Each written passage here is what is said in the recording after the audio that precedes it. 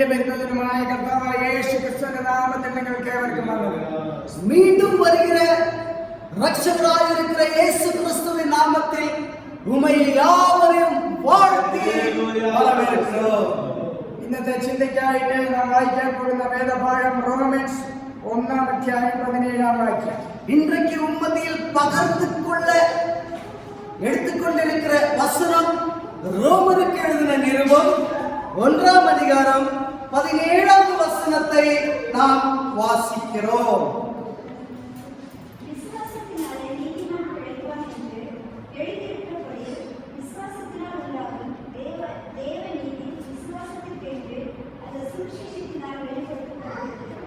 അതിൽ ദൈവത്തിന്റെ നീതി വിശ്വാസം ഹേതുവായും വിശ്വാസത്തിനായിക്കൊണ്ടും വെളിപ്പെടുന്നു. നീതിമാൻ വിശ്വാസത്താൽ ജീവിക്കും എന്ന് എഴുതിയിരിക്കുന്നുവല്ലോ. விசுவாசத்தினால் நீதிமான் பிழைப்பான் என்று எழுதியிருக்கிறபடி. ഇന്നത്തെ നമ്മുടെ മെസ്സേജിന്റെ ടൈറ്റിൽ നീതിമാൻ വിശ്വാസത്താൽ ജീവിക്കും എന്നുള്ളതാണ്. கர்த்தருக்குள் பிரியமானவர்களே, இன்றைக்கு உம்மத்தியில் பகிர்ந்து கொள்ள இருக்கிற இந்த செய்தியின் தலைப்பு നീതിമാൻ വിശ്വാസത്തിനാൽ പിழைപ്പാൻ. ഈ വാക്യം വായിച്ചു തുടങ്ങുന്നത് അതിൽ ദൈവത്തിന്റെ നീതി വിശ്വാസം അത് എന്താണെന്ന് 16 വാക്യം വായിക്കുമ്പോൾ നമുക്ക് മനസ്സിലാകും. அன்பான தேவஜனமே, இந்த வசனத்தின் ஆரம்பத்தில் அதின் விசுவாசத்தினால் என்று எழுதப்பட்டிருக்கிறது. அதனுடைய வசனத்தின் துவக்கம் 16 വചനமாக இருக்கிறது. 16 വാക്യത്തിൽ നമ്മൾ വായിക്കുന്ന സുവിശേഷത്തെ കുറിച്ച് ലജ്ജയില്ല, വിശ്വസിക്കുന്ന ഏവനും ആദ്യ യഹൂദനും പിന്നെ അവനും അത് രക്ഷയ്ക്കായി ദൈവശക്തിയാകുന്നതല്ല. கிறிஸ்துவின் சுவிசேஷத்தை குறித்து நான் வெட்கப்படேன். முன்பு யூதரிலும் பின்பு கிரேக்கரிலும் விசுவாசிக்கிறவன் எவனோ அவன் ரட்சிப்பு உண்டாவதற்கு அது தேவ பலனாய் இருக்கிறது. അപ്പോൾ വിശ്വസിക്കുന്ന ഏവനും ആണെന്നില്ല, പെണ്ണെന്നില്ല, യഹൂദനെന്നില്ല, യവനെന്നില്ല, ഏവനും വിശ്വസിക്കുമ്പോൾ ദൈവത്തിൽ നിന്നുള്ള നീതീകരണം അവനെ ലഭിക്കുന്നു. அன்பான தேவஜனமே, விசுவாசிக்கிற யாரும் ஆண் என்றல்ல, பெண் என்றல்ல, யூதன் என்றல்ல, கிரேக்கன் என்றல்ல, யாவரும் ரட்சிக்கப்படுவான் என்பதே வசனம் கூறுகிறது.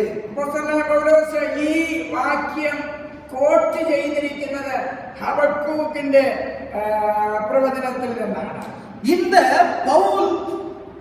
பவுல் ஆனவர் ஹபக்கூக் 2:4 ஹபக்கூக் 2:4 இந்த தீர்க்கதரிசியின் புஸ்தகத்திலிருந்து இந்த வசனங்களை அவர்கள் எடுத்து உரைத்திருக்கிறார். അവന്റെ മനസ്സ് അവനിൽ അഹങ്കരിച്ചിരിക്കുന്നത് നേരുള്ളതല്ല, നീതിമാനോ വിശ്വാസത്താൽ ജീവിച്ചിരിക്കും. இதோ அகங்காரியாய் இருக்கிறானே, அவனுடைய ஆத்மா அவனுக்குள் செம்மையானது அல்ல, தன் விசுவாசத்தினால் நீதிமான் பிழைப்பான். ആരുടെ മനസ്സാണ് അഹങ്കരിക്കുന്നത്? யாருடைய மனசு அகங்காரியாக இருக்க காணும்? ദൈവത്തിൽ വിശ്വസിച്ച് ദൈവത്തിന്റെ നീതീകരണം പ്രാപിക്കാത്ത ഏവരും അഹങ്കാരികളാണ്. அன்பான தேவஜனமே, ஆண்டவரை விசுவாசித்து ஆண்டவருக்கு முன்பாக நீதிமானாய் இராதவன் அகங்காரி எனப்படுவான். ഹബക്കൂക്ക് പ്രവാചകൻ തന്റെ സ്വന്തം ജനതയുടെ ദുഷ്ടതയും അനാചാരങ്ങളും കൂടെ വെളിപ്പെടുത്തുകയാണ്. அன்பான தேவஜனமே, சொந்த ஜனங்கள் செம்மையான வழியில் இல்லை என்பதாக வெளிப்படுத்துகிறார். 1 വാക്യത്തിൽ ഹബക്കൂക്ക് അവിടെ ദൈവത്തോട് കരഞ്ഞു പ്രാർത്ഥിക്കുന്നത് നമുക്ക് കാണുവാൻ കഴിയും. அன்பான தேவஜனே, ஹபக்கூக் 2:1 ஹபக்கூக் தீர்க்கதரிசி கண்ணீர் விட்டு அழுகிறதாக, கதறுகிறதாக காணலாம். അപ്പോൾ ഹബക്കൂക്ക് പല നാളുകൾ കൊണ്ട് ദൈവത്തോട് കരഞ്ഞ് പ്രാർത്ഥിച്ചിട്ടും ഈ ജനത്തിനൊരു മാനസാന്തരം ഉണ്ടായില്ല. அன்பான தேவஜனமே, ஹபக்கூக் தீர்க்கதரிசி கண்ணீரோட கதறலோட புலம்பி அழுந்தும் ஆண்டவரிடத்தில் கேட்டும் இந்த ஜனங்களுக்கு ஒரு மனம் திரும்புதல் காணாமல் இருப்பது என்ன? എന്നാൽ ദൈവം എന്തുകൊണ്ട് അവരെ ശിക്ഷിക്കുന്നതിൽ കൂടുതൽ ടൈമെടുക്കുന്നു? ஆனால் ஏன் ஆண்டவர் இவர்களை தண்டிக்கும்படிக்கு நேரத்தை எடுத்துக் கொள்கிறார்? ദൈവം അവരുടെ ഒരു കംബാക്ക്, അവരുടെ ഒരു തിരിച്ചുവരവ് പ്രതീക്ഷിച്ചുകൊണ്ടിരിക്കുകയാണ്. ஆனால் ஆண்டவர் என்ன எதிர்பார்க்கிறார்? மீண்டும் திரும்பி வருவார் என்பதை எதிர்பார்த்து கொண்டிருக்கிறார் தேவ பிள்ளைகளே. ദൈവം ഉടനെ ശിക്ഷിച്ചിരുന്നു എങ്കിൽ ലോകത്തിൽ ആരും കാണുകയില്ലായിരുന്നു. ஆண்டவர் உடனே தண்டிப்பாரானால் உலகத்தில் ஒரு மனுஷர்களும் காணாமல் போய்விடுவார். എന്നാൽ അതിന്റെ അർത്ഥമില്ല ദൈവം ഒരിക്കലും ശിക്ഷിക്കുകയില്ല. ஆனால் அதனுடைய அர்த்தம் ஆண்டவர் தண்டிக்க மாட்டார் என்பது அர்த்தமல்ல. ഹബക്കൂക്ക് പ്രവാചകനിൽ കൂടെ ദൈവം അരുളി ചെയ്ത ആ ശിക്ഷ ദൈവം നിർവഹിച്ചു. കുറച്ച് താമസമെടുത്താൽ തന്നെ. அன்பான தேவஜனமே, ஹபக்கூக் தீர்க்கதரிசியின் எழுதப்பட்டிருக்கிற இந்த வசனத்தின் நிமித்தம் ஆண்டவர் தாமதித்தாலும் தண்டனையை நிறைவேற்றினார். അതിന് ഒരു 600 ശേഷം കഴിഞ്ഞതിന് ശേഷമാണ് അപ്പോസ്തലനായ പൗലോസ് ഈ വേദപാഠം കോട്ട് ചെയ്യുന്നത്.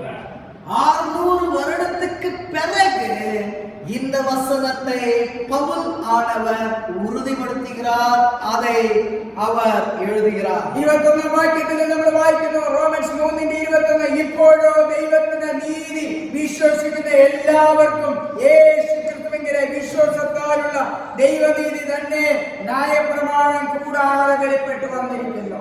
ரோமர் 3:21 வசனத்தில் இப்படி இருக்க நியாயப்பிரமாணம் இல்லாமல் தேவ நீதி விளையாக்கப்பட்டு இருக்கிறது. அதை குறித்து நியாயப்பிரமாணமும் தீர்க்கதரிசிகளும் சாட்சியிடுகிறது. ദൈവത്തിന്റെ നീതി ആർക്കാണ് വെളിപ്പെടുന്നത്? ஆண்டவருடைய நீதி யாருக்கு வெளிப்படும்? വിശ്വസിക്കുന്ന എല്ലാവർക്കും. വിശ്വാസിക്കുന്ന എല്ലാവർക്കും ആண்டവருடைய നീതി வெளிப்படும் அல்லவா? അത് ന്യായപ്രമാണത്തിൽ ചെയ്യുവാൻ കഴിയാത്തതായി, அது நியாயப்பிரமாணம் செய்யக்கூடாத விஷயமாயிருந்தது. എന്നാൽ കൃപയാൽ നമുക്ക് ഈ കർത്താവിൽ വിശ്വസിക്കാനിടയായി. ஆனால் கிருபையால் நாமும் ஆண்டவர் மீதாக நம்பிக்கையை வைத்தோம் அல்லவா? റോമർ 3:21 നമ്മൾ വായിക്കുന്നു, എല്ലാവരും പാപം ചെയ്ത് ദൈവതേജസ്സില്ലാത്തവരായി. அன்பான தேவஜனமே, ரோமர் 3:23 இவ்வாறாக எழுதப்பட்டிருக்கிறது, எல்லாரும் பாவம் செய்து தேவனுடைய மகிமையற்றவர்களாகி. എന്നാൽ പാപത്തിൽ ജീവിക്കുവാനല്ല ദൈവം പുത്രനിൽ കൂടെ നമുക്ക് വേണ്ടി ചെയ്ത ആ വലിയ പദ്ധതി. பாவத்தில் வாழ்ந்து சிக்கிக்கொள்ள அல்ல, குமாரன் நிமித்தமாக ஆண்டவர் செய்த இந்த காரியம். 24 വാക്യത്തിൽ ദൈവം സൗജന്യമായി പുത്രനിൽ കൂടെ നമുക്കൊരു നീതീകരണം തന്നു. அன்பான தேவஜனமே, ரோமர் 3:24 வசனத்தில் இலவசமாய் அவருடைய கிருபையினாலே கிறிஸ்து இயேசுவுக்குள் நமக்கு ஒரு மீட்பை தந்தருளினார். അപ്പോൾ ഈ നീതീകരണം വിശ്വാസത്താലാണ് നാം പ്രാപിക്കുന്നത്. நாம் நீதிமானாக எவ்வாறாக வாழ முடியும்? நம்பிக்கை நிமித்தமாகத்தானே. 1500 വർഷത്തിന് ശേഷം മാർട്ടിൻ ലൂതർക്ക് ഈ വചനം വെളിപ്പെട്ടു. அன்பான தேவஜனமே, இவையெல்லாம் எழுதினதுக்கு பிறகு 1500 வருஷத்துக்கு பிறகு மார்ட்டின் லூதர் என்கிற ஒரு நபருக்கு இந்த வசனம் வெளிப்பட்டது. ഈ ദൈവത്തിന്റെ വചനം മാർട്ടിൻ ലൂതറുടെ കണ്ണു തുറക്കുകയും മാർട്ടിൻ ലൂതറിൽ കൂടെ ലോകത്തിലെ പല ജനതകൾക്കും കണ്ണു തുറക്കുവാനിടയാണ്. அன்பான தேவஜனமே, இந்த வசனத்தின் நிமித்தமாக மார்ட்டின் லூதர் அவர்களுடைய கண்கள் திறக்கப்பட்டது மாத்திரமல்ல, அநேக ஜனங்களுக்கு தேசத்தில் அவர்களுடைய கண்களும் திறக்க மனம் திரும்ப இந்த வசனம் ஏதுவாயிருந்தது. നമുക്കറിയാം, മാർട്ടിൻ ലൂതറിനെ കുറിച്ച് അറിയാം. അദ്ദേഹം ഒരു റോമൻ കാതലിക്കിന്റെ മാങ്കായിരുന്ന ഒരു സന്യാസിയായിരുന്നു. அன்பான தேவஜனமே, மார்ட்டின் லூதர் அவர்கள் ஒரு சன்னியாசியா, ரோமன் கத்தோலிக்க அவர்கள் அந்த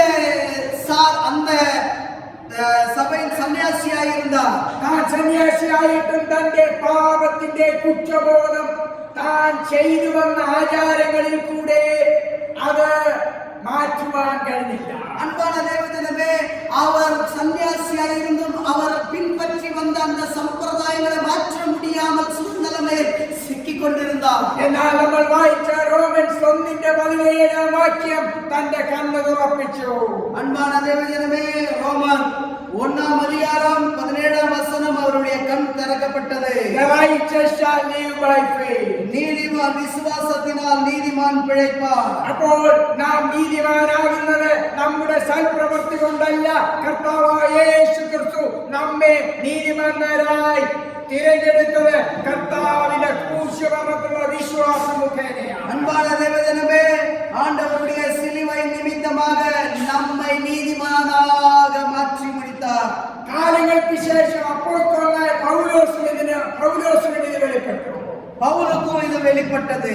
പൗലോസ് നമുക്കറിയാം ക്രിസ്തീയ ആചാരം അനുസരിച്ച് യേശു ക്രിസ്തുവിൻ കൂടെയുള്ള വിശ്വാസത്തെ നിരാകരിക്കുന്ന പ്രവർത്തനത്തിൽ വളരെ ശുഷ്കാന്തിയോടെ ஏற்பட்டிருந்த വ്യക്തിയായിരുന്നു ஷவுல். இந்த சவுலானவர் பவுல் ஆகிறதுக்கு முன்பாக சவுலாக இருந்து இயேசு பின்பற்றுகிறவர்களை உபத்திரவப்படுத்துகிற ஒரு பலமுள்ள ஒரு பலசாலியாய் இருந்தார் சவுலானவர். நியாயப்பிரமாணம் அனுசரித்து ஜீவிக்கிறவராயிருந்த பவுலோஸ், நியாயப்பிரமாணத்தை கட்டுப்பட்டு வாழ்ந்து கொண்டிருந்தவன் பவுலோஸ். എന്നാൽ ക്രിസ്തുവിൽ കൂടെയുള്ള നീതീകരണം തന്റെ ജീവിതത്തിൽ മനസ്സിലാക്കി കൊടുത്തതിന് ശേഷം പൗലോസിന് ദൈവത്തിന്റെ ദർശനത്താൽ അത് മനസ്സിലായതിനു ശേഷം പൗലോസ് പൂർണ്ണമായി ആളുമാറിനെ പോലെയായി. இயேசுவுடைய தரிசனத்தை அவர் பெற்றதற்கு பிறகு சவுலானவர் மாறி பவுலாக மனம் திரும்பினார். അപ്പോൾ റോമൻസ് 1:16 പൗലോസ് പറയുകയാണ്, സുവിശേഷത്തെക്കുറിച്ച് എനിക്കിപ്പോൾ ലജ്ജയില്ല. அன்பான தேவஜனமே, ரோமருக்கு எழுதின நிருபம் 1:16 இவ்வாறாக கூறுகிறது, சுவிசேஷத்தை குறித்து அவர்களுக்கு கவலை இல்லை. ഒരു സമയത്ത് സുവിശേഷം പറയുന്നവരെ ഉപദ്രവിച്ചുകൊണ്ട് അതിന് തക്കതായിട്ടുള്ള അംഗീകാരവും എല്ലാവിധമായിട്ടുള്ള അപ്രൂവലും തന്നെ ഉണ്ടായിരുന്നപ്പോൾ ദൈവത്തിന്റെ പ്രത്യക്ഷത തന്റെ ജീവിതത്തിൽ ലഭിച്ചപ്പോൾ തനിക്കൊരു കാര്യം മനസ്സിലായി, നീതീകരണം പ്രാപിക്കുവാൻ യേശുക്രിസ്തുവിലുള്ള വിശ്വാസത്തിൽ കൂടെ മാത്രമേ മതിയാകുള്ളൂ. அன்பான தேவஜனமே, அதிகாரத்தை பெற்றுக்கொண்டு அவர்கள் இயேசுவை பின்பற்றுகிறவர்களை உபத்திரவித்துக் கொண்டு வந்து கொண்டிருந்த இந்த சவுலானவரை இயேசு தமஸ்கு பட்டணத்தின் வாசலில் இயேசு தரிசனமாய் அவர்களை தொட்டு அவர் மனம் திரும்பும் பொழுது இவ்வாறாக கூறுகிறார், கிறிஸ்துவின் சுவிசேஷத்தை குறித்து நான் வெட்கப்படவே. ഹല്ലേലൂயா. അപ്പോൾ സുവിശേഷം മനുഷ്യരെ മാറ്റിമറിക്കുന്ന ഒരു അനുഭവമാണ്. சுவிசேஷம் மனுஷனை மனம் திரும்ப செய்கிறது மாத்திரமல்ல, மனுஷனை தீய வழியிலிருந்து விடுவிக்கிறதா. അത് രക്ഷയ്ക്കായുള്ള ഒരു ദൈവശക്തിയാണ്. அது ரட்சிப்புக்கு ஏதுவான ஒரு தேவபலனாக இருக்கிறது. അത് വിശ്വാസത്താലാണ് ലഭിക്കുന്നത്. அது விசுவாசத்தில் நாம் பெற்றுக்கொள்ள முடியும். എബ്രായ 11:1 നമുക്കറിയാം, വിശ്വാസം എന്നത് ആശിക്കുന്നതിന് ഉറപ്പേ കാണാത്ത കാര്യങ്ങൾ നിശ്ചയം. அன்பான தேவஜனமே, எபிரேயர் 11:1 நாம் அதை பார்க்க முடியும். விசுவாசம் என்றால் என்ன? விசுவாசமானது நம்பப்படுகிறவைகளின் உறுதியும் காணப்படாதவைகளின் நிச்சயமுமாய் இருக்கிறது. മനസ്സും ഹൃദയവും ദൈവത്തിന്റെ ഹിതവും ഉൾപ്പെടുന്നതാണ് വിശ്വാസം. அன்பான தேவஜனமே, மனசும் நம்பிக்கையும் கலந்து இருக்கிறது விசுவாசம். അങ്ങനെ വിശ്വസിക്കുന്ന ഒരു ദൈവത്തിന്റെ പൈതലാണ് നീതിമാനായി മാറുന്നത്. அப்படி விசுவாசித்து நடக்கிறவர் நீதிமானாக மாறுவார். 2 പത്രോസ് 2:9 നമ്മൾ ഇങ്ങനെ വായിക്കുന്നു, കർത്താവ് ഭക്തന്മാരെ പരീക്ഷയിൽ നിന്ന് വിടുവിപ്പാനും നീതികെട്ടവരെ വിശേഷാൽ മലിനമോഹം കൊണ്ട് ജനത്തെ അനുസരിച്ച് നടക്കുകയും കർത്തൃത്വത്തെ നിന്ദിക്കുകയും ചെയ്യുന്നവരെ തന്നെ ന്യായവിധി ദിവസത്തിലെ ദണ്ഡനത്തിനായി കാപ്പാനും അറിയുന്നു. 2 பேதுரு 2:9 கர்த்தர் தேவபக்தி உள்ளவர்களை சோதனை நின்று ரட்சிக்கவும் அக்கிரமக்காரரை அக்னிக்குள் ஆனவர்களாக நியாய தீர்ப்பு நாளுக்கு வைக்கவும் அறிந்திருக்கிறார். അപ്പോൾ കർത്താവ് ആരെയാണ് രക്ഷിക്കുന്നത്? ஆண்டவர் யாரை காப்பாற்றுவார்? അതിന് യാതൊരു വിധമായ റെസ്ട്രിക്ഷനുമില്ല. ആരെല്ലാം ഞാൻ പാപിയാണ്, ക്രിസ്തുവിന്റെ രക്തത്താൽ ഞാൻ ശുദ്ധീകരണം പ്രാപിച്ചു എന്ന് വിശ്വസിക്കുന്നവർക്കെല്ലാം നീതീകരണം പ്രാപിപ്പാൻ കഴിയും. அன்பான தேவஜனமே, யார் ரட்சித்த ஆக்கினிக்குள்ளாக தீர்க்காதபடி இருப்பார்கள்? கர்த்தராகிய இயேசு கிறிஸ்துவை சொந்த ரட்சகராய் ஏற்றுக்கொண்டிருக்கிறவர்கள், அவருடைய ரத்தத்தால் கழுவப்பட்டவர்கள் ஆக்கினிக்குள்ளாக தீர்க்க மாட்டார். ആ നീതീകരണം പ്രാപിച്ചവരെയാണ് വിളിക്കുന്നത് ഭക്തൻ അല്ലെങ്കിൽ നീതിമാൻ. அப்படி ஆக்கினிக்குள்ளாக தீர்க்காத இருக்கிறவர்களை அழைப்பார்கள் நீதிமான் விசுவாசி என்று. ഈ ഭക്തന്മാരുടെ ജീവിതത്തിൽ പരീക്ഷകൾ വന്നുകൊണ്ടിരിക്കും. இந்த விசுவாசியுடைய வாழ்க்கையில் அநேக சோதனைகள் ஏற்படலாம். എന്നാൽ 2-ാം വാക്യത്തിൽ നമ്മൾ വായിക്കുന്നത്, കർത്താവ് ഭക്തന്മാരെ പരീക്ഷയിൽ നിന്ന് വിടുവിക്കുന്നു. ஆனால் நீதிமானை சோதனையிலிருந்து விடுவிப்பார் என்று ஆண்டவர்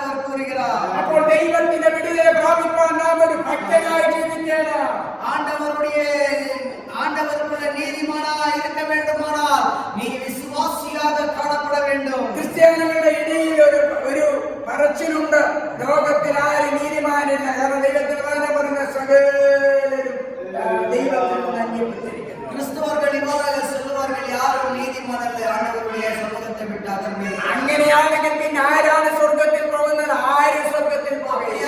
யார் பரலோகத்துக்கு போவார்? யாரும் போக மாட்டார். ദൈവം ഈ ലോകത്തിൽ പുത്രനെ അയച്ചത് സകല മാനവജാതിയെയും സ്വർഗത്തിൽ കൊണ്ടെത്തിക്കുവാനാണ്. அன்பான தேவஜனமே, சொந்த குமாரனை இயேசு ஆண்டவர் ஏன் பூமிக்கு அனுப்பினார்? எல்லாரையும் பரலோகத்துக்கு கூட்டி சேர்க்கும்படிதானே. കർത്താവായ യേശുവിനെ രക്ഷിതാവായി സ്വീകരിച്ച് നാം ഭക്തനായി ജീവിച്ചതിന് ശേഷം വീണ്ടും നാം ഭക്തനായി ജീവിക്കുവാൻ നമ്മുടെ ജീവിതത്തെ സൂക്ഷിപ്പാൻ കഴിയണം. ஆண்டவராகிய பிள்ளை என்று சொல்லுவது பெரிதல்ல. நாம் வாழும் நாளெல்லாம் ஆண்டவருடைய பிள்ளையார் ரத்தத்தால் கழுவப்பட்டு பாவத்தை விட்டு அகன்று இருக்கிறவர்களாக வாழ வேண்டும். എന്നാൽ ഭക്തനായി ജീവിക്കുന്നവരുടെ ജീവിതത്തിൽ ഉപദ്രവമുണ്ട്. விசுவாசியாய் வாழ்ந்து கொண்டிருக்கிறவர்களுடைய வாழ்க்கையில் உபத்திரம் உண்டு. അവരുടെ ജീവിതത്തിൽ കഷ്ടതയുണ്ട്, രോഗമുണ്ട്. அவருடைய வாழ்க்கையில் கஷ்டமுண்டு, வியாதியும் உண்டு. യോബ് നീതിമാനായിരുന്നു, എന്നിട്ടും അവന്റെ ജീവിതത്തിൽ അവന്റെ ഭാര്യ അവനെ തള്ളിപ്പറയത്തക്ക രീതിയിൽ, അവന്റെ കൂട്ടുകാർ അവനെ വിദ്വേഷിക്കത്തക്ക രീതിയിൽ, ആരും അവന്റെ അടുത്ത് ചെന്ന് ഇരിക്കുവാൻ കഴിയാത്ത രീതിയിൽ വളരെ പ്രതികൂലാവസ്ഥയിലായി. அன்பான தேவஜனமே, யோபு நீதிமானா இருந்தால், ஆனாலும் அவருடைய மனைவி அவரை மறுதலித்து மாத்திரமல்ல, யாரும் கிட்டி நெருங்கி போக முடியாத சூழ்நிலையில் யோபு காணப்பட்டார். എന്നാൽ ദൈവത്തിന്റെ വാഗ്ദത്തം ഭക്തന്മാരോടുള്ള ബന്ധത്തിൽ ഉള്ളത് ഭക്തന്മാരെ വിടുവിക്കുന്ന ദൈവം ജീവിക്കുന്നു. அன்பான தேவஜனமே, விசுவாசிகள் அவரை நம்பி இருக்கிறவர்களை ஆண்டவர் விடுவிக்க வல்லவராயிருக்கிறார். ആയതുകൊണ്ട് യോബിന്റെ ജീവിതത്തിൽ എന്തൊക്കെ നഷ്ടപ്പെട്ടോ ആ നഷ്ടപ്പെട്ടതല്ല ഇരട്ടിയായി ദൈവം നൽകി. யோபு நஷ்டப்பட்டதல்ல, அவருடைய வாழ்க்கையில் இரட்டிப்பான ஆசீர்வாதமாக அவர் பெற்றுக்கொண்டார். ഹല്ലേലൂയ.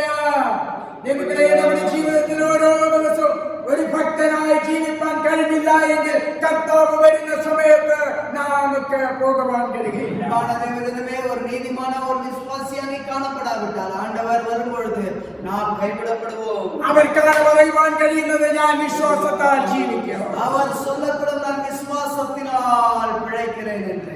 നമ്മുടെ കഷ്ടതകൾ നാല് വശത്തു നിന്നും വരുമ്പോൾ നമുക്ക് അതിൽ നിന്ന് വിടുതല കാണുവാനായിട്ട് ലോകത്തിലെങ്ങും നമുക്ക് കാണുവാൻ കഴിയാതിരിക്കുമ്പോൾ ഉയരത്തിലേക്ക് നോക്കുമ്പോൾ നമ്മെ ഓർപ്പിക്കുന്നത് ദൈവത്തിന്റെ വാഗ്ദത്തമാണ്, ഞാൻ നിന്നോട് കൂടെ ഉണ്ട്. அன்பான தேவஜனமே, உலகத்தில் வாழ்ந்து கொண்டிருக்கும் பொழுது கைவிட்ட சில சூழ்நிலைகள் காணப்படும் பொழுது, அன்பான தேவஜனமே, அந்த நேரத்தில் நீங்கள் உயரத்தில் நீங்கள் தலையை தூக்கி உங்களுடைய கண்களை ஏறெடுத்து பார்க்கும் பொழுது ஆண்டவருடைய வாக்குத்தத்தம் இவ்வாறாக இருக்கிறது, நான் உன்னோட இருப்பேன், உன்னை கைவிட மாட்டேன் என்று. ഹല്ലേലൂയ.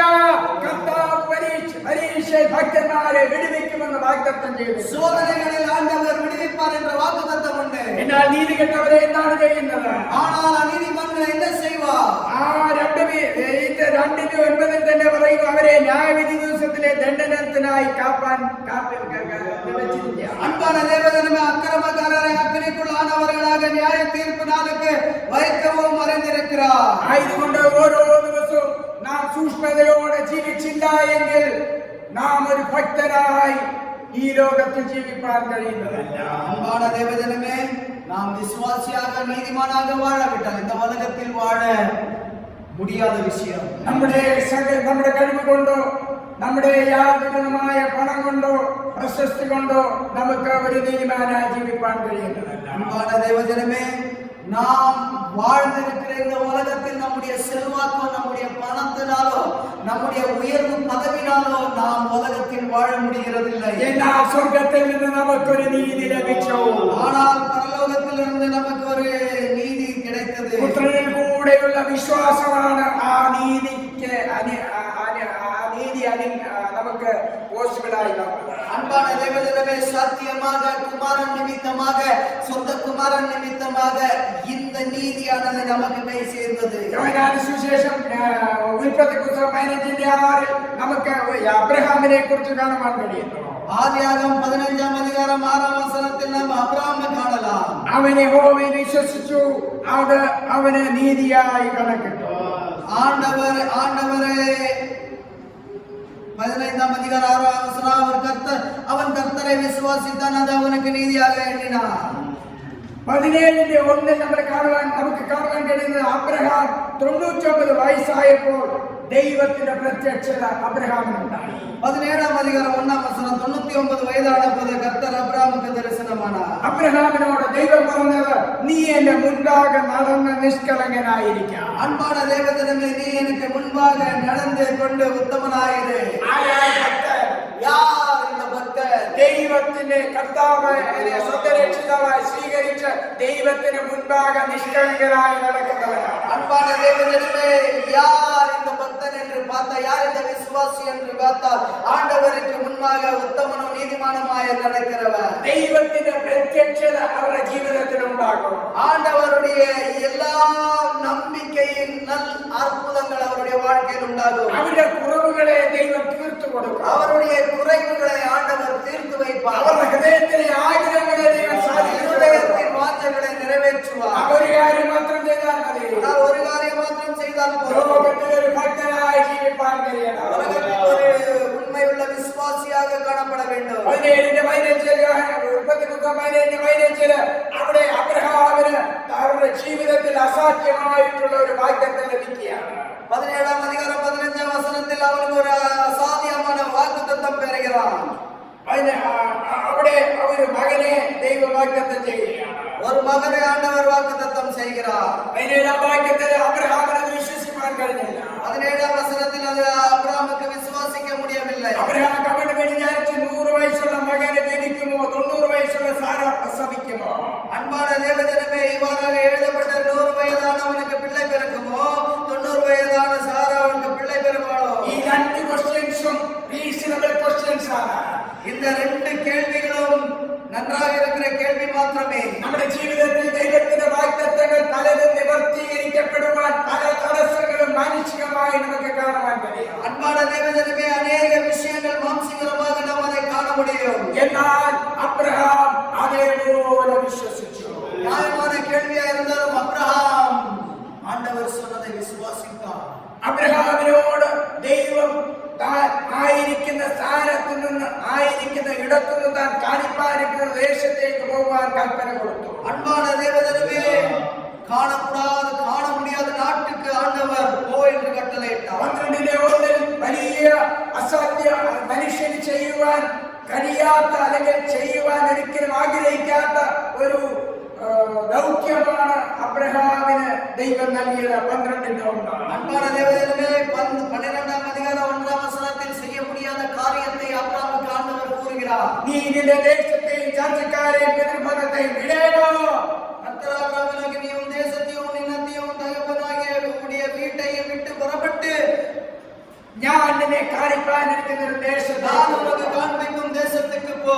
എവിടെയാണ് പോകണമെന്നുള്ള ആ ഒരു ക്ലിയർ കട്ട് ഇൻഫർമേഷൻ അബ്രഹാമിന് ദൈവം നൽകിയില്ല. எங்க போக வேண்டும் என்ற தெளிவான ஒரு பாதையை ஆண்டவர் கூறவில்லை. എന്നാൽ ഒരു അനുഗ്രഹം നൽകി. 2-ാമത്തെ വാക്യം, ഞാൻ നിന്നെ വലിയൊരു ജാതിയാക്കും, നിന്നെ അനുഗ്രഹിച്ച് നിന്റെ പേര് വലുതാക്കും, നീ ഒരു അനുഗ്രഹമായിരിക്കും. ஒரு ஆசீர்வாதத்தை ஆண்டவர் அப்ரஹாமுக்கு கூறுகிறார். 2வது வசனத்தில், நான் உன்னை பெரிய ஜாதியாக்கி உன்னை ஆசீர்வதித்து உன் பேரை பெருமைப்படுத்துவேன், நீ ஆசீர்வாதமாயிருப்பாய். 3-ാമത്തെ വാക്യം അനുഗ്രഹം കുറച്ചുകൂടെ വ്യാപ്തിയിൽ പറയുകയാണ്, നിന്നിൽ ഭൂമിയിലുള്ള സകല വംശങ്ങളും അനുഗ്രഹിക്കപ്പെടും. 3வது வசனம் இந்த ஆசீர்வாதம் கொஞ்சம் விவரித்து சொல்லுகிறார். உன்னை ஆசீர்வதிக்கிறவர்களை ஆசீர்வதிப்பேன், உன்னை சபிக்கிறவர்களை சபிப்பேன், பூமியில் உள்ள வம்சங்கள் எல்லாம் உனக்குள்ள ஆசீர்வதிக்கப்படும் என்று. 4-ാം വാക്യത്തിൽ അബ്രഹാം ഒന്നും ചിന്തിച്ചില്ല.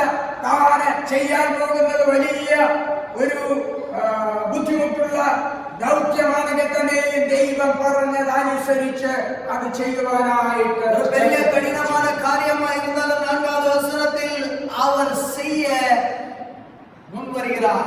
ഹല്ലേലൂയ. അബ്രഹാമിന് 100 വയസ്സുള്ളപ്പോൾ ഒരു മകനെ വാഗ്ദത്ത പ്രകാരം ദൈവം നൽകി. அப்ரஹாமுக்கு 100 வயது இருந்த பொழுது வாக்குத்தத்தத்தின் பிரகாரம் ஒரு பிள்ளையை பெற்றார். 25 വർഷം വെയിറ്റ് ചെയ്തു. 25 வருடம் காத்திருந்தார். 25 വർഷമായപ്പോഴാണ് വാഗ്ദത്തം നൽകിയത്.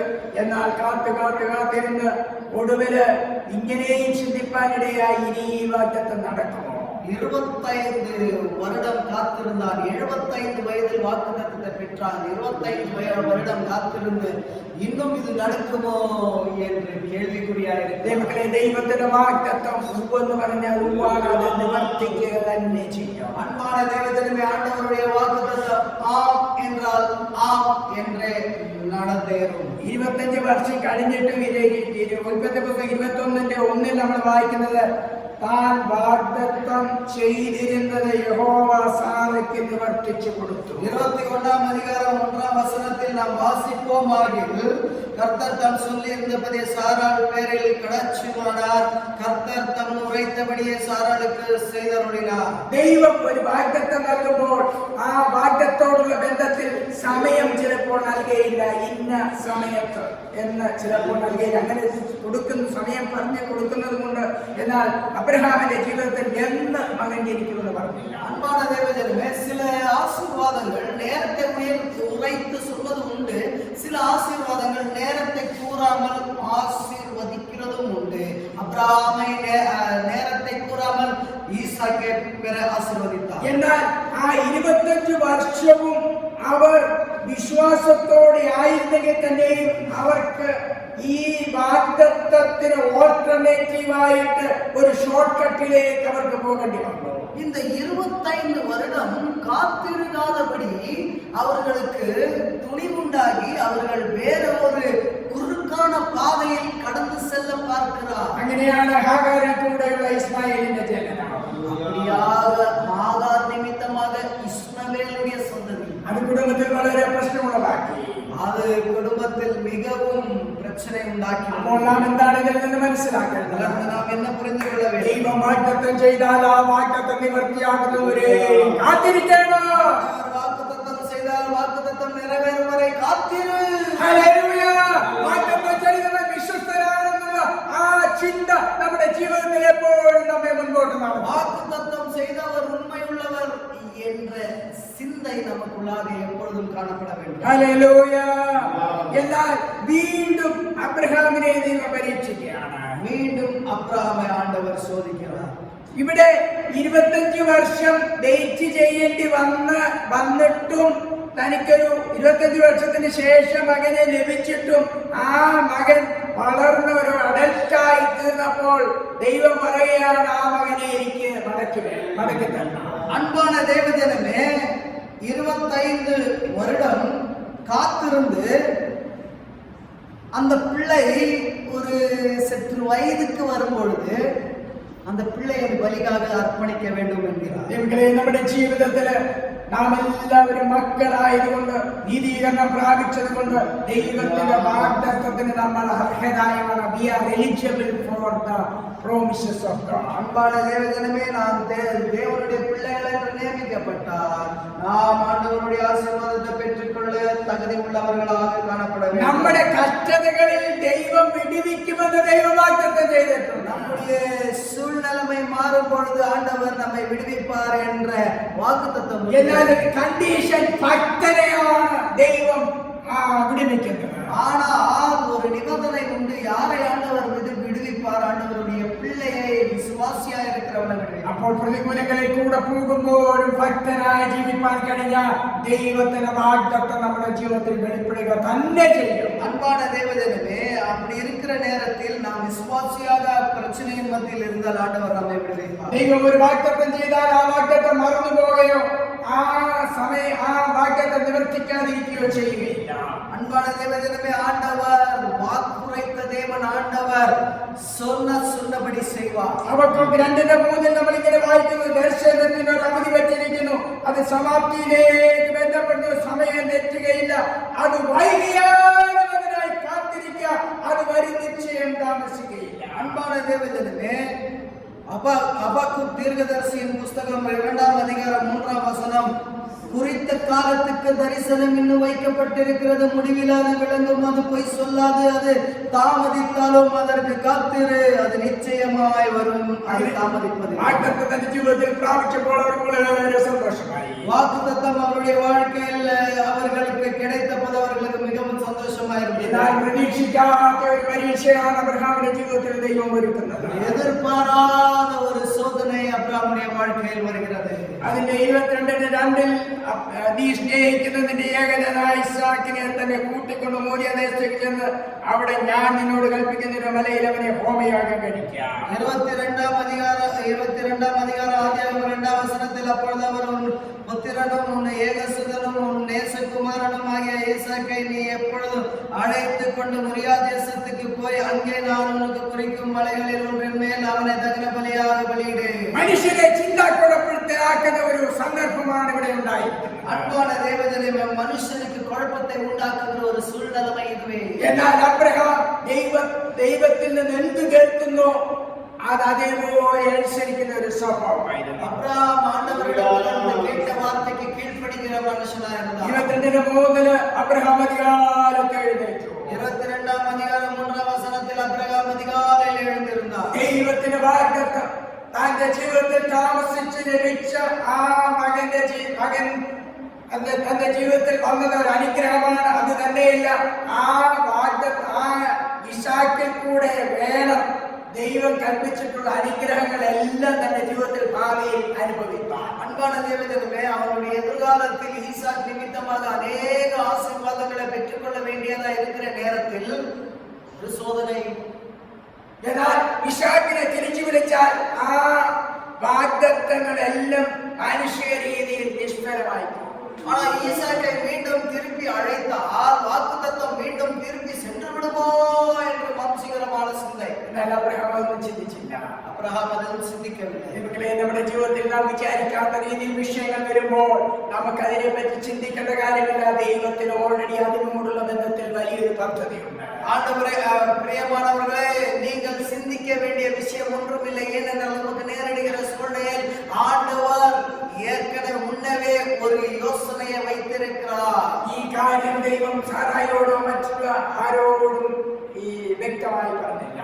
இந்த விஷயம் யாரிடத்திலும் அவர் கூறவில்லை. അങ്ങനെ പറഞ്ഞാൽ ദൈവം കൽപ്പിച്ചത് ചെയ്യുവാൻ അബ്രഹാമിന് കഴിയുകയില്ല എന്ന് അബ്രഹാമിന് അറിയാമായി. அப்படி சொல்லிவிட்டால் ஆண்டவர் சொன்ன வார்த்தை நிறைவேறாது என்று ஆபிரகாமுக்கு தெரியும். അബ്രഹാമിനോട് എന്തെല്ലാം ചെയ്താലും താമസിക്കാതെ തന്നെ ആദികാലത്തെ ചെയ്യുന്ന ഒരു സ്വഭാവമായിരുന്നു അബ്രഹാമിനുണ്ടായി. அப்ரஹாமுக்கு இருந்த சுபாவம், ஆண்டவர் என்ன சொன்னால் அதிகாலமே எழும்பி அவன் செய்கிற சுபாவம். തന്നോട് കൽപ്പിച്ച സ്ഥലത്തേക്ക് താനും തന്നെ കൂടെയുള്ള സേവൻസിനെ കൂട്ടി ഇസാക്കിനെ കൂട്ടി മോരിയാമലയിലേക്ക് പോവുകയാണ്.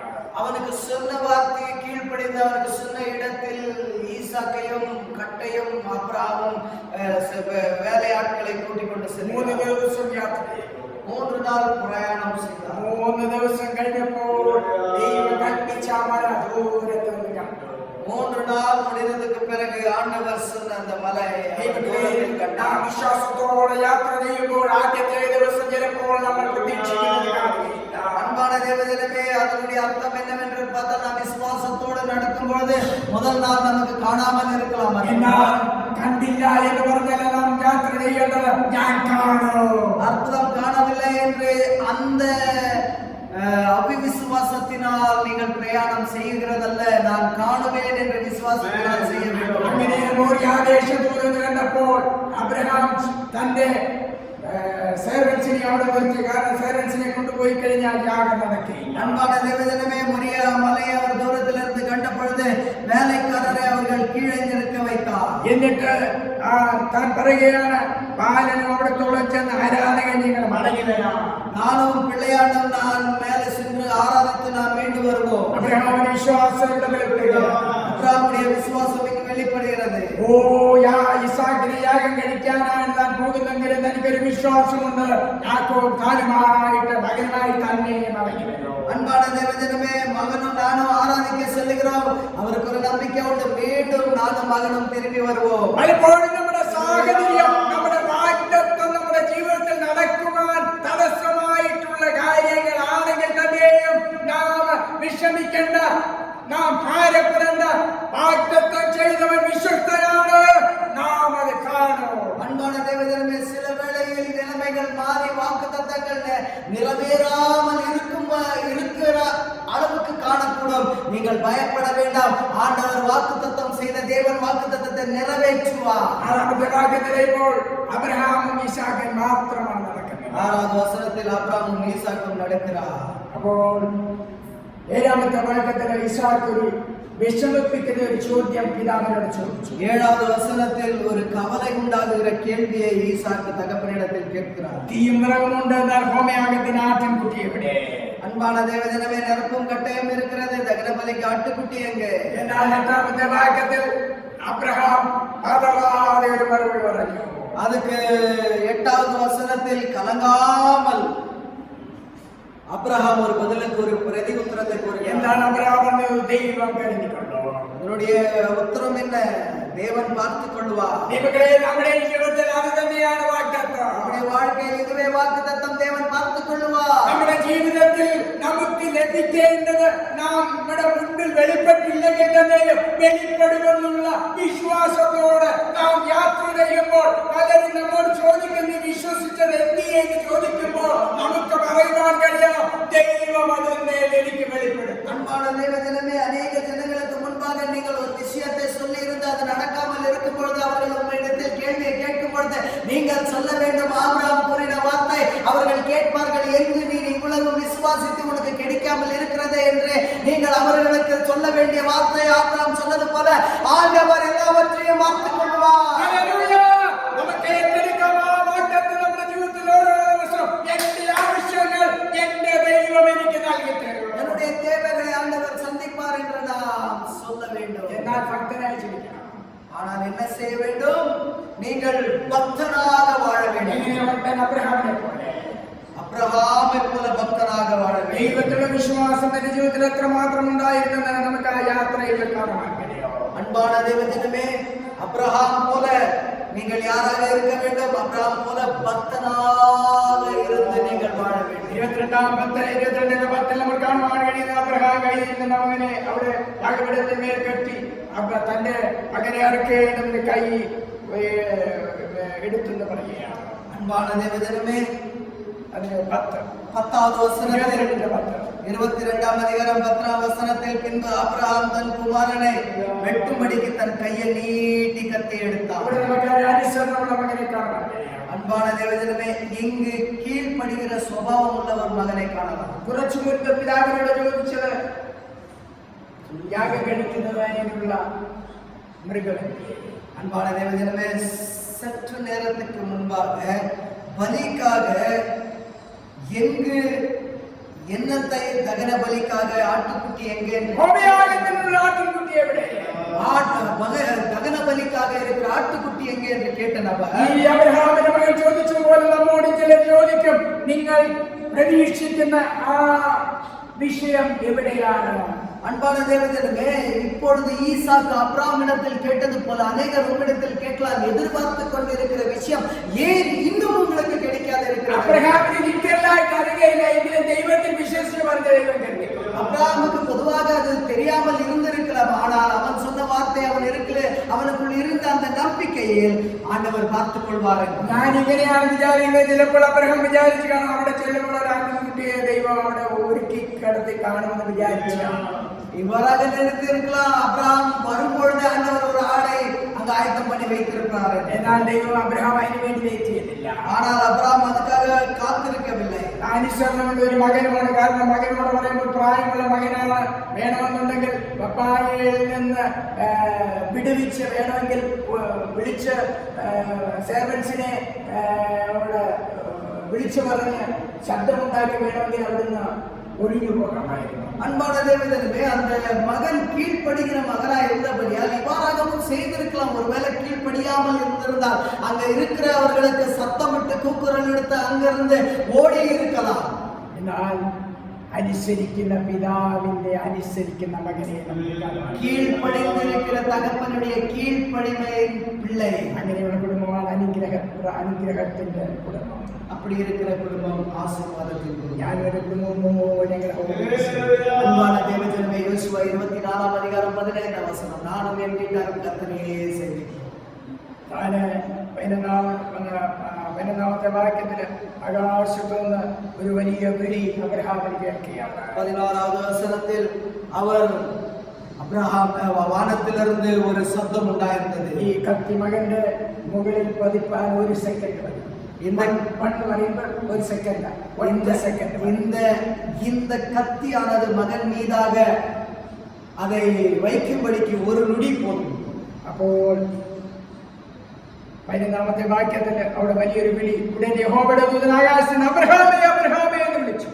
கர்த்தருடைய தூதன் 11வது வசனத்தில் கர்த்தருடைய தூதனானவர் வானத்திலிருந்து அப்ரஹாமே அப்ரஹாமே என்று அழைத்தார். ഇപ്പോൾ അബ്രഹാമിനോടുള്ള ബന്ധത്തിൽ ഒരു നല്ല സാക്ഷ്യം ദൂതൻ പറയുകയാണ്.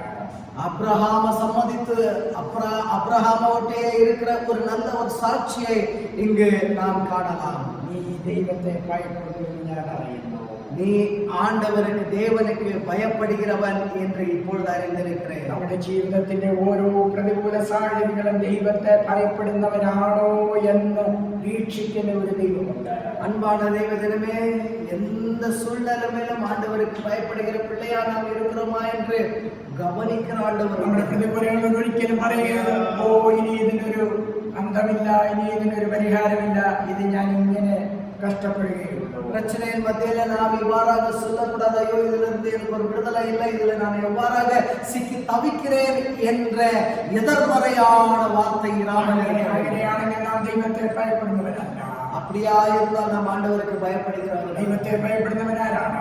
ஆண்டவருக்கு பயப்படுகிறவர். ദൈവത്തിന്റെ ശബ്ദം കേട്ട് ദൈവം ചെയ്യാൻ പറയുന്നത് നമുക്ക് ഇഷ്ടമല്ലാത്തതാണെങ്കിലും ചെയ്യുന്നവനാണ് ദൈവത്തെ ഭയപ്പെടുന്നവൻ. அன்பான தேவஜனமே, ஆண்டவருடைய சத்தத்தை கேட்டு ஆண்டவருக்கு பிரியமான வழிகளில் நடக்கிறவன் மாத்திரமே ஆண்டவருக்கு பயந்து நடக்கிறவன். ഓരോ ദിവസവും നാം ദൈവത്തെ ഭയപ്പെടുന്നു എന്ന് സ്വർഗം സാക്ഷീകരിക്കട്ടെ. ഓരോ നാളും പരലോകം സാക്ഷിയിടട്டும் நாம் ஆண்டவருக்கு பயந்து நடக்கிறோம் என்று. 11ാമത്തെ വാക്യത്തിൽ വലിയൊരു വിടുതലോടെ വെളിപ്പെടുകയാണ്. 13வது வசனத்தில் பெரிய விடுதலை அங்கு பெற்றுக் கொள்கிறார். നമുക്ക് നോക്കുമ്പോൾ പിൻപുറത്ത് കാട്ടിൻ കൊമ്പ് കാട്ടിൽ പിടിപെട്ട് കിടക്കും. அப்ரஹாம் தன் கண்களை ஏறெடுத்து பார்க்கும் பொழுது இதோ பின்னாக புதரிலே தன் கொம்புகளை சிக்கிக் கொண்டிருந்த ஒரு ஆட்டுக்கடாவை கண்டார். ഈ ആറ്റുകൊറ്റൻ പിറകെ കിടക്കണം. இந்த ஆட்டுக்குட்டி பின்பாக கிடக்கிறது. പിറകിലുള്ള വസ്തുവിനെ നമുക്ക് കാണാൻ കഴിയില്ല. பின்னாக இருக்கிற வஸ்துவை, பின்னாக இருக்கிற பொருள்களை நாம் காண முடியும். അതിൽ നിന്ന് നാം എന്താണ് മനസ്സിലാക്കുന്നത്? அதிலிருந்து நாம் என்ன புரிந்து கொள்ள முடியும்? അബ്രഹാം പറഞ്ഞു ദൈവം കരുതിക്കൊള്ളും, ஆண்டவர் பார்த்துக் கொள்வார் என்று அப்ரஹாம் கூறினார். എന്നാൽ അബ്രഹാം കരുതിക്കൊള്ളുമെന്ന് പറഞ്ഞത് അതിനു മുൻപ് തന്നെ ദൈവം കരുതി. ஆண்டவர் பார்த்துக் கொள்வார் என்று அப்ரஹாம் கூறினது அதுக்கு முன்பாகவே ஆண்டவர் எல்லாம் பார்த்துக் கொண்டார். നമുക്ക് മനസ്സിലാക്കണം, നമ്മുടെ വിഷയത്തിന്റെ വിടുതൽ നാം അതിനെ ഫേസ് ചെയ്യാൻ തുടങ്ങുന്നതിന് മുൻപ് തന്നെ ദൈവം കരുതി നമ്മുടെ പുറകിൽ വെച്ചിരിക്കുകയാണ്. அதனுடைய அர்த்தம் என்னவென்று நாம் பார்க்கும்போது சில விஷயத்தில் நாம் பிரச்சனையை தவித்துக் கொண்டிருக்கும் பொழுது என்ன செய்ய வேண்டும், யார் இதில் எனக்கு உதவி செய்வார் என்று நீங்கள் காத்திருக்கிற விஷயத்தில் ஆண்டவர் முன்னவே அது உனக்கு பின்பாக வைத்திருக்கிறார். ஹல்லேலூயா! നമുക്ക് വിശ്വസിക്കാം, എന്റെ വിടുതൽ എന്റെ പിറകിൽ ദൈവം കരുതിയിട്ടുണ്ട്. என்னுடைய விடுதலை, பிரச்சனையின் விடுதலை எனக்கு பின்பாக ஆண்டவர் வைத்திருக்கிறார். അബ്രഹാം വെറുതെ പറഞ്ഞത് ദൈവം കരുതിക്കൊള്ളും. அப்ரஹாம் சும்மா சொல்லவில்லை, ஆண்டவர் பார்த்துக் கொள்வார். നമ്മുടെ വിഷയത്തിൽ നമുക്ക് പറയാം, എന്റെ ദൈവം ഈ വിഷയത്തിൽ എനിക്ക് വേണ്ടി കരുതും. நம்முடைய பிரச்சனையின் மத்தியில் நாம் நம்முடைய விஷயங்களை நாம் சொல்ல ஆண்டவர் எனக்காக பார்த்துக் கொள்வார் என்று. അങ്ങനെ ഭക്തന്മാരെ വിടുവിക്കുന്ന ദൈവം ദൈവത്തിന്റെ വാഗ്ദത്തം ഇന്ന് നിലനിൽക്കുകയാണ്. அப்படியான தேவ பிள்ளைகளை, தேவ விசுவாசிகளை விடுவிக்கிற வாக்குத்தத்தம் இன்னும் ஆண்டவர் நிறைவேற்றிக் கொண்டு வருகிறார். ആട്ടുകൊറ്റനെ പിടിച്ച് തന്റെ മകനെ പകരം ഹോമയാഗം കഴിച്ചു. ஆட்டுக்குட்டியை பிடித்து மகனை அர்ப்பிக்கும் இடத்தில் ஆட்டுக்குட்டி அர்ப்பித்தார். ആ സ്ഥലത്തിന് ഒരു പുതിയ പേര് വന്നു, യഹോവ-യീരേ. அந்த இடத்துக்கு ஒரு புது பேர் வந்தது, யெகோவா ஈரே. അങ്ങനെ ദൈവത്തിന്റെ ഇഷ്ടം തന്റെ ജീവിതത്തിൽ പൂർണ്ണമായി ചെയ്തതുകൊണ്ട് 22-17-18 വീണ്ടും പുതിയ അനുഗ്രഹങ്ങളെ ദൈവം നൽകി. ஆண்டவருடைய சித்தத்தின் பிரகாரம் ஆண்டவருக்கு பிரியமானவைகளை செய்தபடியா 17-18 ஆண்டவர் ஏராளமான ஆசீர்வாதத்தால், புது புது ஆசீர்வாதத்தால் நிரப்புகிறார். ഞാൻ നിന്നെ ഐശ്വര്യമായി അനുഗ്രഹിക്കാം. 17வது வசனம் நம்மை ஆசீர்வதிக்கவே ஆசீர்வதிக்கும். നിന്റെ സന്തതി ആകാശ നക്ഷത്രങ്ങൾ പോലെ കിടക്കട്ടെ, മണൽ പോലെ അത്യന്തം വർദ്ധിക്കുന്ന ശത്രുക്കളുടെ പട്ടണങ്ങളെ കൈവശം. சந்ததி வானத்து நட்சத்திரங்களை போலவும் கடற்கரை மணலை போலவும் பெருகவே பெருக பண்ணுவேன். ആർക്കാണ് അനുഗ്രഹത്തിന് മേൽ അനുഗ്രഹം നൽകുന്നത്. யாருக்கு ஆசீர்வாதத்தின் மேல் ஆசீர்வாதம். விசுவாசத்தால் தெய்வம் கருதிக்கொள்ளும் வரையிலான ജീവിതത്തിൽ விசுவாசத்தால் ஆண்டவர் பார்த்துக் கொள்வார் என்று சொல்லுகிறவர்களுடைய வாழ்க்கை. പൂർണ്ണമായി ദൈവത്തെ അനുസരിക്കുന്നവരുടെ ജീവിതത്തിലാണ് ദൈവത്തിന്റെ വാഗ്ദത്തം വെളിപ്പെടുന്നത്. பூர்ணமா ஆண்டவருக்கு கீழ்ப்படிகிறவர்களுக்கு ஆண்டவருடைய வாக்குத்தத்தம் வெளிப்படும். ഇന്ന് നാം അബ്രഹാമിന്റെ സന്തതി എന്ന് പറയുവാൻ ഇടയായത് അബ്രഹാമിന്റെ അനുസരണമാണ്. இன்றைக்கும் ஆண்டவர் ஆபிரகாமுடைய சந்ததி என்று நாம் சொல்லப்படுமானால் ஆபிரகாமுடைய கீழ்ப்படிதல். അബ്രഹാമിന് പറയുവാൻ കഴിയും the righteous will live by faith. ஆனபடியால் அப்ரஹாம் சொன்ன ஒரு வார்த்தை உண்டு, விசுவாசத்தினால் நீதிமான் பிழைப்பான் என்று. എബ്രായർ 2:10-38 എന്നാൽ എന്റെ നീതിമാൻ വിശ്വാസത്താൽ ജീവിക്കും, പിന്മാറുന്നുവെങ്കിൽ എന്റെ ഉള്ളത്തിന് അവനിൽ പ്രസാദമില്ല. எபிரேயருக்கு எழுதின நிருபம் 10:38 விசுவாசத்தினால் நீதிமான் பிழைப்பான், பின்வாங்கி போவானானால் அவன் மேல் ஆத்மா பிரியமாயிராது. അപ്പോൾ നീതിമാൻ വിശ്വാസത്തിൽ ജീവിക്കുമ്പോൾ പിന്മാറുന്ന അനുഭവം അവന്റെ ജീവിതത്തിൽ പിശാച് കൊണ്ടുവരും. நீதிமான் விசுவாசத்தினால் வாழ்வொழுது பின்வாங்கி போகிற ஒரு சூழ்நிலை அவனுக்கு நேரிடும். എന്നാൽ പിന്മാറുന്നവർക്ക് പിന്മാറുന്നവർ ദൈവത്തിന് പ്രസാദിപ്പിക്കാൻ കഴിയില്ല. அன்பான தேவஜனமே, பின்வாங்கி போகிறவர்கள் ஆண்டவருக்கு பிரியமானவர்களாக இருப்பார்கள். அவன் எங்கോട്ടാണ് പോകുന്നവർ നാശത്തിലേക്കാണ് പോകുന്നത്. அவர்கள் எங்கு போவார்கள்? அழிவின் பாதைக்கு செல்வார்கள். എബ്രായർ 10:39 നാം നാശത്തിലേക്ക് പിന്മാറുന്നവരുടെ കൂട്ടത്തിലല്ല, വിശ്വസിച്ച് ജീവരക്ഷ പ്രാപിക്കുന്നവരുടെ കൂട്ടത്തിൽ എത്രയാണ്. எபிரேயர் 10:39 நாம கெட்டு போக பின்வாங்குகிறவர்களாயிராமல் ஆத்மா ஈடேறிய விசுவாசிக்கிறவர்களாக இருக்கிறோம். നമുക്ക് ദിവസത്തിന്റെ വചനത്തിന് മുൻപാകെ ഏൽപ്പിച്ചു കൊടുക്കാം. இந்த வசனத்துக்கு முன்பாக நம்மை ஒப்பு கொடுப்போம். നീതിമാൻ വിശ്വാസത്താൽ ജീവിക്കും. நீதிமான் விசுவாசத்தினால் வாழ்வான். ഒരു നീതിമാനായിട്ടാണ് നാം ജീവിക്കുന്നത്. நீதிமானா நாம் பிழைக்கிறோமா? കർത്താവിന്റെ രക്തത്താൽ കർത്താവിന്റെ ക്രൂശമരണത്തിൽ വിശ്വസിച്ച് കർത്താവിന്റെ ജിതത സ്വീകരിച്ചതിനാൽ നാം നീതിമാന്മാരായി. அன்பான தேவனே, கல்வாரி சிலுவையில் இயேசு அடிக்கப்பட்டார். அது நிமித்தமாக அவருடைய ரத்தத்தால் நாம் கழுவப்பட்டு சொந்த ரட்சகராய் ஏற்றுக்கொண்டு நாம் நீதிமானானோம். എന്നാൽ ഓരോ ദിവസവും നീതിമാനായി ജീവിക്കണം. ஆனா ஒரு நாளும் நாம் நீதிமானா வாழணும். ഓരോ ദിവസവും ദൈവശബ്ദം അനുസരിച്ച് ജീവിക്കണം. ஆண்டவருடைய சத்தத்துக்கு கீழ்ப்படிந்து வாழ வேண்டும். നമ്മുടെ സ്വന്തം ഇഷ്ടത്തെ ത്യജിച്ചുകൊണ്ടും ദൈവത്തിന്റെ ഇഷ്ടം നമുക്ക് ഇഷ്ടമല്ല എങ്കിൽ തന്നെയും അത് അംഗീകരിച്ചുകൊണ്ട് ജീവിക്കുന്നവനാണ് ദൈവത്തിന്റെ ഭക്തൻ. சொந்த விருப்பத்தை நாம் தள்ளிவிட்டு ஆண்டவருடைய விருப்பத்தின்படி வாழ்கிறவன் மாத்திரமே விசுவாசி. നമുക്ക് പ്രാർത്ഥിക്കതാവേ ഒരു ഭക്തനായി ജീവിപ്പാൻ എനിക്ക് കൃപ തരണം. ஆண்டவரே, ஒரு உண்மையுள்ள விசுவாசியை வாழ கிருபை தாரும். നമ്മുടെ സ്വന്തം കഴിവ് കൊണ്ട് ഒരു ഭക്തനായി ജീവിപ്പാൻ കഴിയില്ല. சொந்த பணத்தினாலோ பலத்தினாலோ ஒரு உண்மையுள்ள விசுவாசியை வாழ முடியாதப்பா. നീതിമാൻ ആരുമില്ല, ഒരുത്തൻ പോലും ഇല്ല എന്ന് പറഞ്ഞ് നമ്മുടെ ആത്മീക ജീവിതത്തിന്റെ ആ ദൃഢത നാം നിഷ്ഫലമാക്കരുത്.